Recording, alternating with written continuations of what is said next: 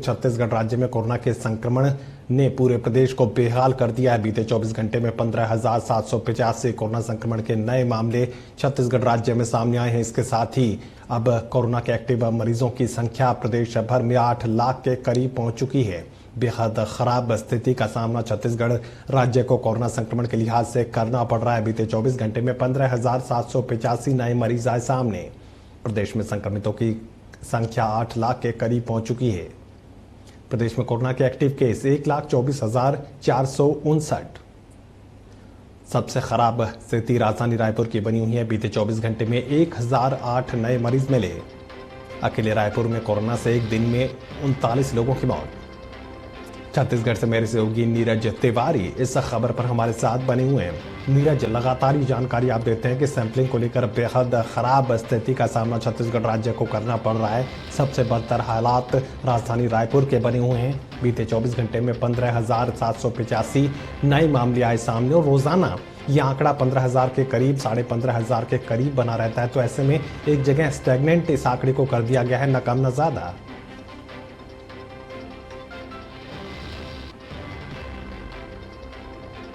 सिलसिला चल रहा है। 15,000 के करीब ये आंकड़ा बना हुआ है। ये आंकड़ा बिल्कुल भी जो है वो कम होने का नाम नहीं ले रहा है। इसका सबसे बड़ा कारण जो प्रदेश में माना जा रहा है वो टेस्टिंग की कमी और समय से रिपोर्ट नहीं आने को ही माना जा रहा है। इसके साथ ही राजधानी में यदि देखें तो पिछले 2-3 दिनों से संक्रमण में कमी आई है। 1200-1300 के आसपास जो संक्रमण होता था वो 1,000 के आसपास आ गया है।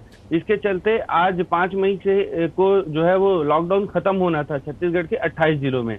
ये संक्रमण के रफ्तार को देखते हुए राज्य सरकार ने सभी कलेक्टर्स को निर्देश दिए और निर्देश देकर 15 मई और 17 मई राजधानी रायपुर और दुर्ग में 17 मई तक लॉकडाउन बढ़ा दिया गया है और इसके साथ ही 15 मई तक सभी जिलों में लॉकडाउन को सख्त कर दिया गया है।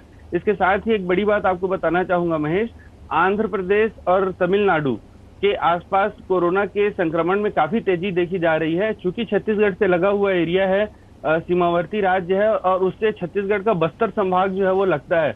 बस्तर संभाग छत्तीसगढ़ का घोर आदिवासी इलाका है। साक्षरता की कमी तो है ही, वहां पर अन्य संसाधनों की भी कमी है। चिकित्सा व्यवस्था पर्याप्त नहीं है, वहां पर लोगों में साक्षरता की भी कमी है, जिसके चलते बस्तर जिले को खास करके सख्त लॉक किया गया है और वहां पर पूरे जिले को सील करने के साथ साथ ही पूरे संभाग में सख्ती बढ़ा दी गई है। जी महेश।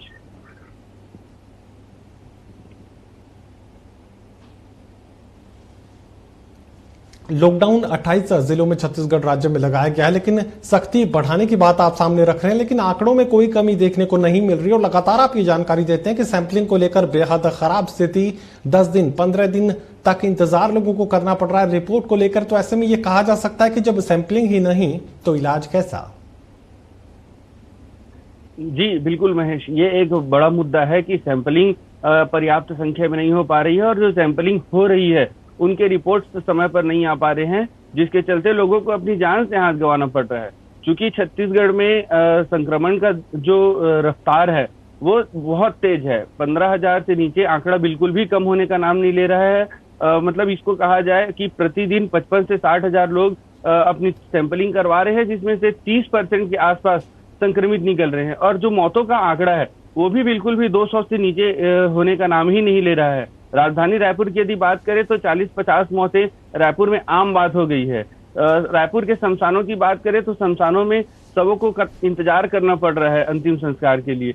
ये जो स्थिति बनी हुई है उसके चलते भी राज्य सरकार इन तमाम व्यवस्थाओं को दुरुस्त करने के अलावा पिछले 2-3 दिनों से इस प्रयास में लगी हुई है कि उनको वाहवाही मिले।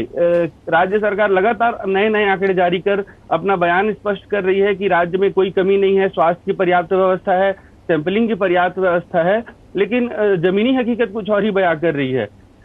हम प्रतिदिन देख रहे हैं कि जो संक्रमण का आंकड़ा है बिल्कुल भी कम नहीं हो रहा है। इसके बाद भी राज्य सरकार की तरफ से प्रतिदिन ये बातें सामने रखी जाती है कि छत्तीसगढ़ अब संक्रमण से दूर हटता जा रहा है, संक्रमण राज्य में कम होते जा रहे हैं। महज 1-2 जिले की बात यदि छोड़ दिए जाए महेश, तो पूरे प्रदेश में जो है वो कोरोना का कहर लगातार जारी है। इसके साथ ही एक और बात बताना चाहूंगा आपको कि ये जो कहर अभी तक शहरी क्षेत्रों में हुआ करता था, ग्रामीण क्षेत्रों में आईसीयू बेड्स की संख्या बढ़ाने को लेकर क्या कुछ किया गया? ऑक्सीजन बेड्स की संख्या बढ़ाने को लेकर कितनी तैयारियां यहां पर की गई? महज आंकड़ों की जादूगरी से छत्तीसगढ़ के लोगों की जिंदगी नहीं बचेगी।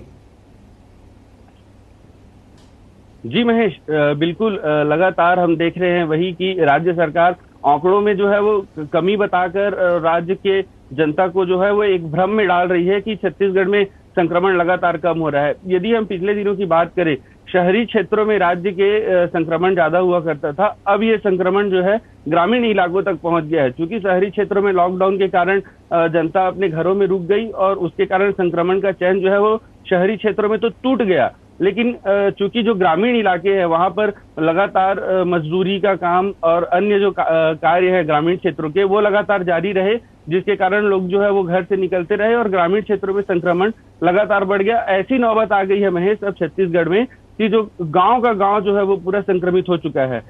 इसके चलते जो है वो ग्रामीण लोगों में चूंकि साक्षरता की कमी रहती है, ग्रामीण क्षेत्रों में स्वास्थ्य सुविधाओं की भी कमी रहती है, तो ये जो मृत्यु दर है वो लगातार ग्रामीण क्षेत्रों में बढ़ रहा है। ऑक्सीजन की यदि बात करें, वेंटिलेटर्स की यदि बात करें, तो राज्य सरकार तमाम दावे कर रही है प्रदेश में ऑक्सीजन के, वेंटिलेटर्स के। राज्य से दूसरे राज्यों को जो है वो ऑक्सीजन भेजे भी जा रहे हैं जो ओवर है और राज्य से, उसके चलते भी जो है राज्य में फिर भी कमी बनी हुई है। राज्य सरकार के तमाम दावे जो है वो इस समय फेल होते नजर आ रहे हैं। जी महेश।